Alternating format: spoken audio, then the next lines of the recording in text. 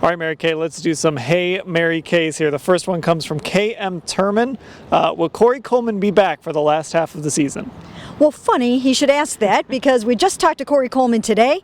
He started practicing this week, not catching any balls yet, but he's running routes and he hopes to try to be back by the Cowboys next week. That's obviously good news for the Browns and whoever is playing quarterback in that game.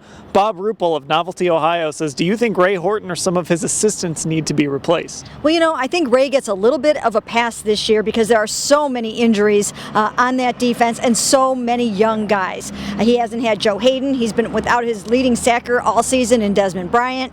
Paul Kruger's gone, Armani Bryant's gone. So what he thought he was getting himself into is a completely different story. Injuries in youth are a good excuse for struggles, at least for now. And Jim in Wesley Chapel, Florida says, why haven't the Browns spent on free agents instead of giving us this crap to watch? I'm ready to give up on the team I've loved since the Jim Brown era. Mary Kay, I think there's a lot of fans that are starting to feel this way. Yeah, you know what? I think so too. Once you start to get to 0-7, you're starting to lose people. They're starting to jump ship.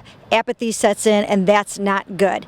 And I do think, they've got a long way to go. You can have 14 draft picks all you want. You've got to hit on those picks. And we've been looking out there and trying to count how many picks we think are going to be long-term starters out of this group.